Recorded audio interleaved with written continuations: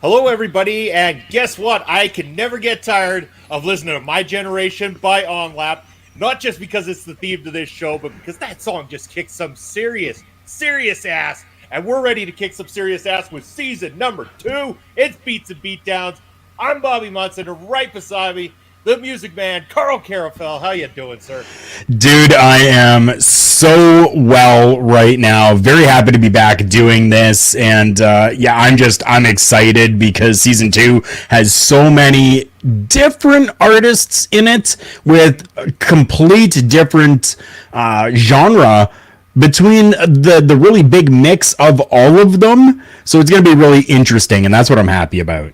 Yeah, and season 2 is all about change. That's for sure. We kind of just we really threw some things at the wall with this one. Really contemplated who we should pick, and we wanted to go a little against the grain. We sided with a lot of things we're very favorable to last season, with a couple of toss-ins there that maybe aren't so much our thing all the time. This season, we're all over the place. We're going to really show you the in-depth side of Bobby and Karl when it comes to music this year.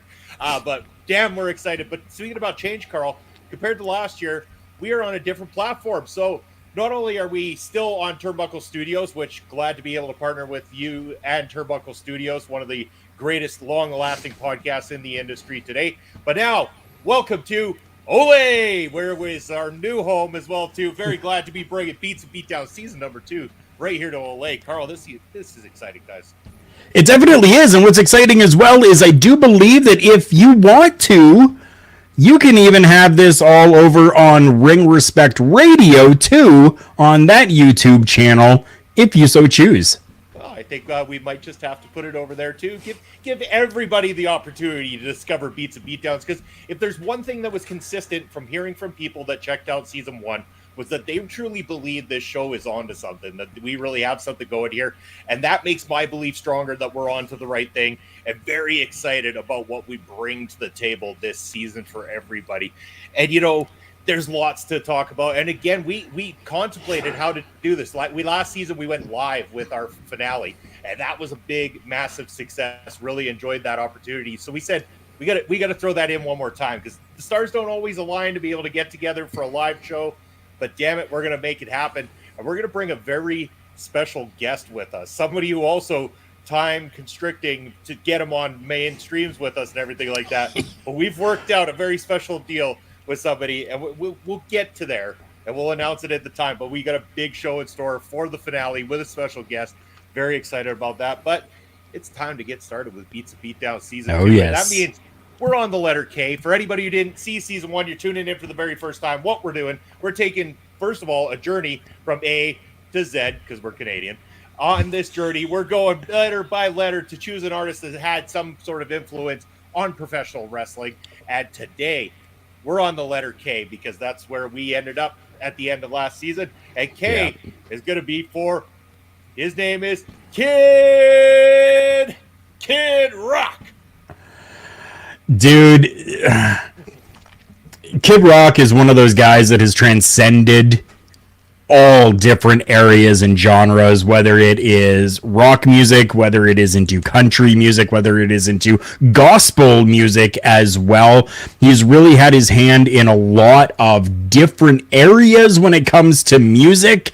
And I guess I'll just throw it out there. Robert James Ritchie is the actual name of Kid Rock that a lot of people don't know. It's out there. It's widely out there, available for people to know, but not a lot of people have really taken the time to look for it. But yeah, his name is Robert. Yeah. And with that, he also had a different moniker before getting known to be Kid Rock. And I'm kind of thinking I might want to steal this one from him. I love this. How about this? Bobby Shazam. I like the sound of it, right? Like, I mean, it fits me well. Bobby Shazam. I think it's got some style to it. It does. It does. It's got that little bit of a punch, which is amazing. We're all about Beats and Beatdowns here. So, I mean, Bobby Shazam coming in, throwing a right hook. I like the sounds of it. The thing about Kid Rock, too, is like sometimes underappreciated, and he was this way his whole career, because when he first started out, he wanted to be kind of into rap music a little bit, kind of into country music a little bit, but he never fit one particular genre. He was too rap for the rock crowd, too rock for the rap crowd, too country for either one of them. And it never really came together until a little album of his known as Devil Without a Cause, which dropped in the later half of the 1990s. And man, did it drop at the right time, right place, and made him a massive star overnight. I remember, and it was for me, I heard Bawataba the first time, and right away I was like, damn, that's a song I can go get in a mosh pit too. This is a fun ass song, and I want to know more about Kid Rock in the process of hearing this. And that song is even a staple that's still played today. If you go to clubs, they're going to play that at some point. If you're at a wedding or just a area of people gathering together, that just seems to be a song that really pumps people up and gets people out onto the dance floor. And it just works. And it's, it's a timeless classic at this point. Yeah, and not the only track from there, too, because a lot of people, especially the casual listening fans, maybe not so inclined to listen to a song such as that, but then a hit like Cowboy comes along, and that was massively commercially successful for Kid Rock. This one really propelled him to a whole other level, making Devil Without a Cause a multi-platinum selling record, making him the star that he is. This song, even today, on the toughest of radio stations, is still playing it like it's a brand new hit. Yeah. They definitely are, and it's just interesting that a song like that can go generationally, right? Because we're in 2022 now, so generationally, this song just continues to be played and continues to be reheard or even heard for the first time by people, to be able to connect with and really still be something, which is hard to do in the music industry. It's hard to really have that song or couple of songs that continue on throughout the entire thing, right? So kudos to him for that. And for all the crap he has taken from people, there are a lot of people very critical of him, the person, sometimes, and I get it. I understand where you're coming from. Right. But it goes with the territory. He has created a lot of successes, and, it showed even after Devil Without a Cause. Well, no album individually ever met the success of Devil Without a Cause. Some of the hits that he came out with afterwards sure did, including one that ties into the theme of our whole Beats and Beatdown shows. I'm talking about the one known as American Badass. And this song, so notable in the world of professional wrestling because utilized really the only other theme song utilized by the dead man, The Undertaker, in his tenure with the WWE. And it became synonymous with the whole character turn of the American Badass, which a lot of people are still very, very fond of. I mean, we love Dead Man Taker. Everybody loves Dead Man Taker. But nobody hated the American Badass by any means, and you sure weren't going to tell him to his face. Definitely not. Definitely not. And that whole character change was something very, very different and very interesting to happen that still really encapsulated who the Undertaker was, but maybe brought it a little bit more mainstream, I guess you could say, or maybe a little bit more humanized even, which was very different at that time, but very well received, like you said. And I mean, like, American Badass, it embodied who the Undertaker was as a person, maybe not necessarily as the character, but as a person. It totally embodied what the Undertaker it embodied what the Undertaker still is, and he definitely is an American badass. It fit so well, and it just worked so perfectly. And I like to think that because of the Undertaker is the reason why that song became so famous. It's you're not entirely wrong. I know the song was a success, but because of the Undertaker, it grew to a popularity beyond, I'm sure, what it would have on radio stations at the time. I know a lot of people were also critical of its use of a Metallica tune inside there as well too. However, I say if you can use somebody else's stuff in a homage, and I'm going to call it an homage, Kid Rock has managed to do that a couple of times now. He's done that both with American Badass and also with All Summer Long. And I'm not critical of either one of those tracks. I think that he does it in a beautiful way where he respects the material that it comes from, and he is a fan of the material where it comes from. And when you can do that right, you can feel it in the song. And I know that those two songs connect in that way. And yeah, again, with The Undertaker, again, if that song wouldn't have been right for The Undertaker, it wouldn't have worked. And Undertaker made that song that much better at the same time. And we're always going to remember him for it. We definitely are. And it's interesting because American Badass is quite the rock type of song. Whereas, like All Summer Long is kind of more around the time when Rock and Roll Jesus kind of came out, and he was doing more like country rock. So it kind of it's weird that he was able to take those different styles and so that the two best selling singles overall for Kid Rock were Picture from 2002 Great tune. And All Summer Long from 2008. So for that song to be just like one of the best selling, and for it to be from his like country rock era of himself, but yet still you've got like American Badass and Ba Ba Ba that are like rock music, but kind of loved by all the exact same people. Like it blows my mind. It blows my freaking mind.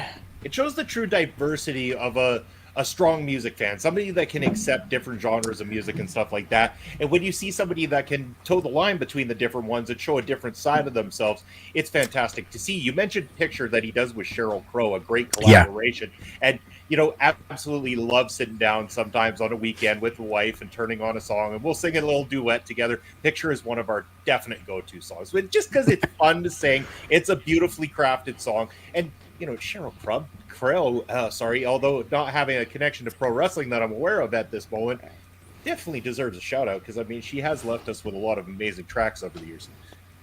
She definitely has. I will listen to Picture any day of the week over Nickel Crap's Photograph. There you go. And I'm with you on that one. and their new song could go to hell too. Yes, it can. Yes. I'm at this point, I'm pretty sure the only people keeping Nickelback are alive are anybody but Canadians. Yeah. I think it's all like European countries now that are maybe keeping them alive. That's about it. Good for them. Keep them there. But it's not just The Undertaker that got to have a featured song from Kid Rock and his connection to pro wrestling. Stacy Keibler also as well too, with a cover song of the ZZ Top hit Legs, used as her theme music within WWE. And it's great that Kid Rock is able to do themes for men and women as well, because you don't hear that a lot. You really don't. And when it comes to the female superstars within the company of the WWE, normally their songs are done by a female artist, or they're just some generic thing that was put together by whoever is doing the music at the time. You really didn't see a lot of like mainstream male artists doing the music for the females at that time. And I thought that it was a really great way to do it, especially because they already had that working relationship with Kid Rock. Kid Rock is a fan of professional wrestling. He's come out and said that he's a fan of professional wrestling himself. So to have him be able to do a cover song, it was probably a lot easier for the WWE to kind of be like, hey, we'll give you free tickets to like a couple WrestleManias and give you, like $100,000, and we'll just call it even for letting us use this type of thing, as opposed to having to go to ZZ Top and maybe having to pay them a royalty for every single time that is used on their programming, right? So it was a smart business decision on the WWE's part to capitalize on somebody that's already there or that they've worked with to do this cover song for them. Yeah, and it worked. It was impactful. It really, really stood out from the pact, and I think that's, I mean, probably one of the reasons that Stacy Keibler stood out. I'm sure some people argue there's other reasons. I'm sure we'll hear about it. Yep. But please do explain, what were the other reasons that made her stick? We'd love to hear that. Right in the comment section down below. Let us know what you thought of Stacy Keibler. But that being said, you've really made it with your connection to pro wrestling when you've been asked to be the official theme song of a WrestleMania. And this, I mean, there's only so many WrestleManias, but Kid Rock has that stamped on his resume. He has had other pay-per-views as well, too, but in particular, WrestleMania 34, where the song Celebrate was used as the official theme music for that year.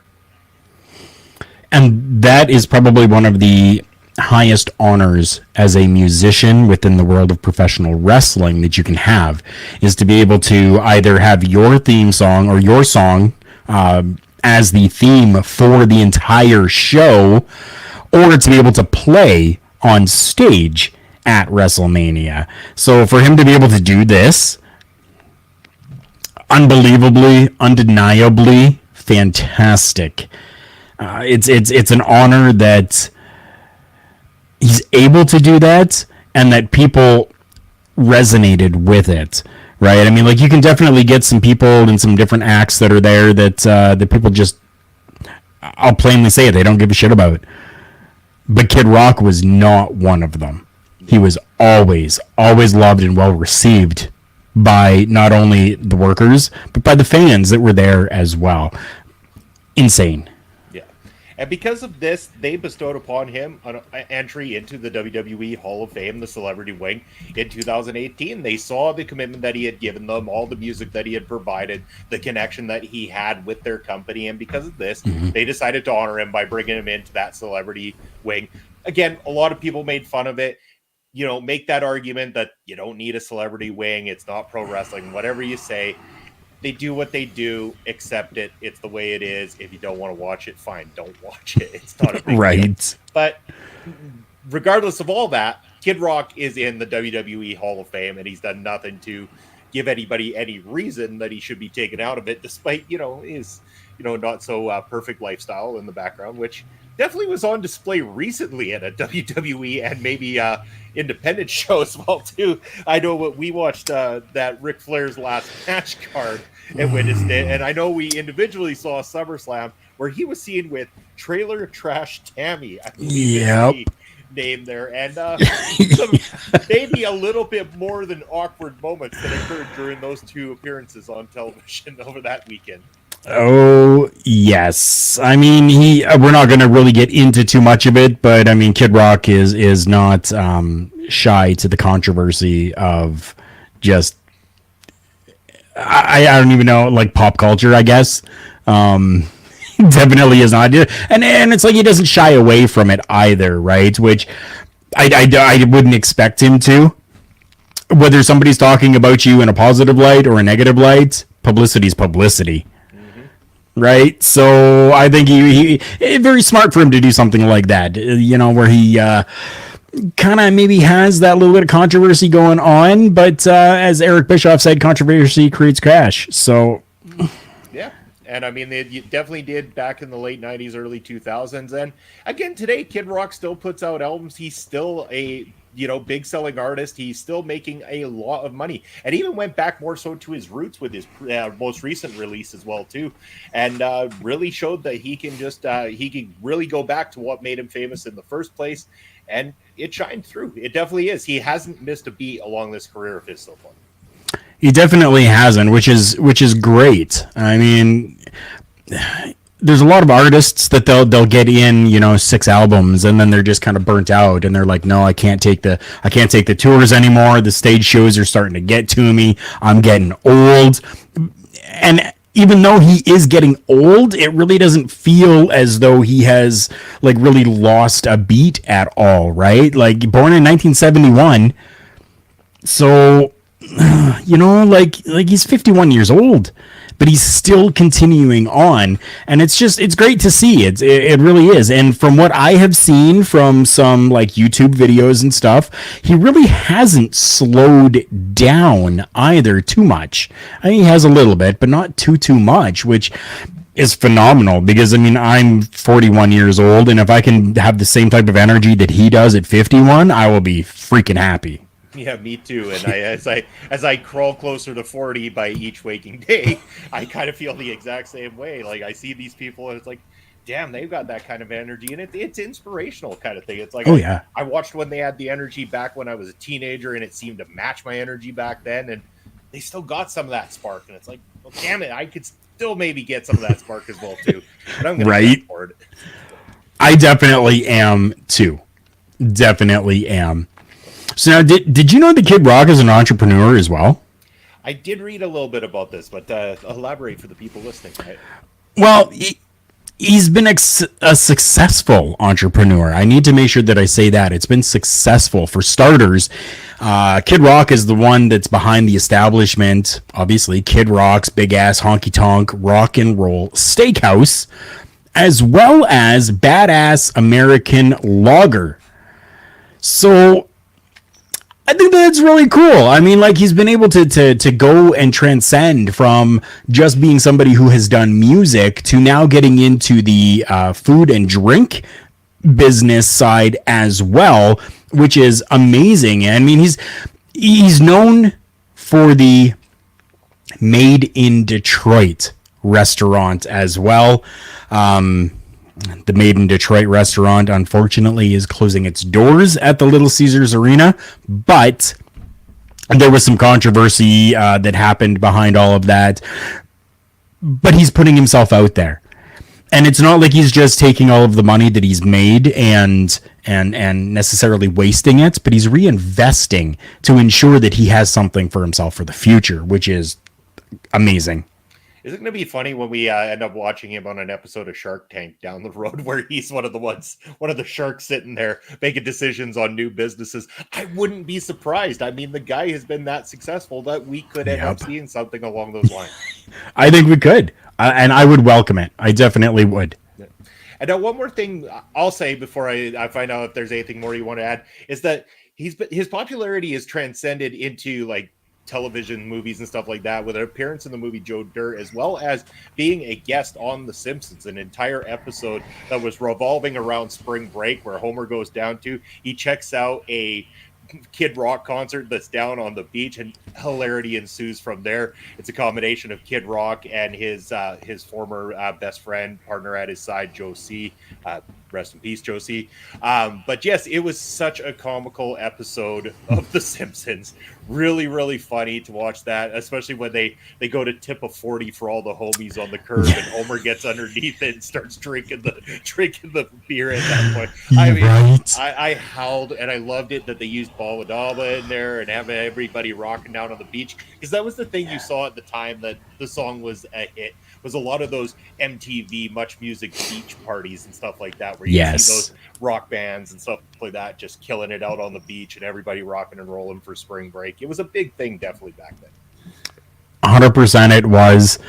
The only thing that I have to add to that, and for the entirety of this episode here, is that until you have back in the day sang with the Muppets, or until nowadays you've been on The Simpsons, have you really made it? Yeah, that's true. I guess Kid Rock has. That's right. And that's why Bret Hart has made it, because he's also been on The Simpsons. That's right. But now we go to the final segment of Beats and Beatdowns on this particular episode, and that's finding out what our favorite song from the artist is. And for this one, I hummed and hawed for quite a while, Carl. I got to tell you. I mean, I did and I didn't, because I have a connection with a lot of different songs of his. I mentioned that, my wife and I like to do duets to picture. Bawadawa was the first song I ever heard of him, which made me buy Devil Without a Cause. We could go down the Undertaker route and how much of a fan I was of the Undertaker, but inevitably, here's how the story goes. Very first time I went out with my wife to somewhere where there was live music and dancing, was in a little place here in Saskatchewan, and the live band there was doing a cover of All Summer Long, and it was officially the first dance that we shared together at that time. So that has forever become our little song and will ever hold a special place in my heart. And for that exact reason, I picked All Summer Long as my favorite Kid Rock song. Hey, nothing wrong with that, because that means that you have an emotional connection to that, which is something that that everybody needs. Everybody needs to have those emotional connections to a song. Doesn't have to be every song, but if you've got one or two songs that you have that emotional connection to, of course, they're the ones that are going to be the go-to and the ones to stick with. For my song, kind of a newer song that Kid Rock has done, and then we talked about him being born in 1971, him being 51 years old. Okay, so when he turned 50, he did a song. He wrote a song called 50, which I was like, really interesting that, like he turned 50, he's going to put out this song called 50, and he's just talking about kind of everything that's happened, and now this is 50, right? And it really hit me, because I'm like, dude, like, yeah, like when I turn 50, I think I kind of want to feel that exact same way. And that song just not that I'm emotionally invested in it, but it struck a chord with me. It definitely did. And normally I'm going to like obscure songs that like people wouldn't even know that Kid Rock had done, but this one was, I think everybody just really needs to go and listen to this song. You can find it on YouTube, or you can find it on any of your music apps that you've got. It's out there. You can find it. Go find Kid Rock 50. Yeah, it is actually a very good song, and surprisingly, his most recent releases have actually been pretty good themselves too. So I definitely encourage people to go and give Kid Rock another try if you haven't done so in quite a few years. This has been a great journey, being able to relive through his career. And again, so freaking pumped that we're back with Beats and Beatdowns. Karl, this episode has got me more fired up than even talking about it. And I know we're kind of getting to that mark. It's at the end of the night, so it's time to call her a night on this episode for sure, and get ready for, the next letter, which is the letter L. And this one connects with wrestling quite well, because we have picked Miss Lillian Garcia as the topic for the letter L. And this one's going to be a really, really, really good episode. And she's had such a lasting impact on the professional wrestling industry that I'm very much looking forward to the next episode of Beats and Beatdowns. But in the meantime, and in between time, Mr. Karl, why don't you let everybody know where they're going to be able to find you in the upcoming days? The easiest thing for you to do to follow me anywhere is check out my link tree. So linktr.ee/Karl Karafel. That's going to be the easiest for you. linktr.ee/Karl Karafel. All of the links are available right there, but I have so much different stuff, not only just Beats and Beatdowns, but I do Turnbuckle Talk on Tuesdays as well. On Mondays, we release as well Paramindful, a new show that I am part of. And I mean, who knows? Who knows? Just make sure that you're following me on those different socials to find out exactly where I'm going to be and what I'm going to be doing. Yeah, first of all, Paramindful, just an absolute mind-blowing, awesome show. A big fan, loved what you guys got going on over there, and just everybody go check that out immediately. As for where you can find me, I'm sure that you've seen some of my stuff pop up once or twice in the past. But as always, you can find me on Thursday nights with Mr. Papa Smokes. We're bringing you all the MLW review action and also interviews with MLW wrestlers as well, too, on a show we like to call Fusion. And right here on Ole podcasts on Friday mornings, we're going to be bringing you new episodes of Ring Respect Radio. You can also find Papa Smokes and myself Saturdays on YouTube at Prairie Pro Wrestling, where we are calling the matches. New match every single Saturday for all you lovely people. And then Sundays, you got myself and Chris Parrish, my brunch buster brother. We bring you Busted Out with a plethora of wonderful guests. Karl, in fact, you've been on the show. We're looking forward to having you many more times on Busted Out in the future. I appreciate it. And to all of you, we want to say thank you for coming back for season 2 of Beats and Beatdowns. I know that it was a little bit of a longer hiatus than we had expected, but because of all the network changes and stuff that have happened, we are very thankful to be able to be part of the OLE network, our local establishment. Make sure that you're following them. They are on Facebook, Instagram, Twitter, I believe TikTok, possibly. We've got Twitch as well. Go and find our local establishment at all of those as well. Our local establishment can be found worldwide and all over the World Wide Web as well. So check us out. We look forward to being able to have you all back next week. For the letter L, for Lillian Garcia, thank you for joining Beats and Beatdowns. We love every single one of you, and have a wonderful day.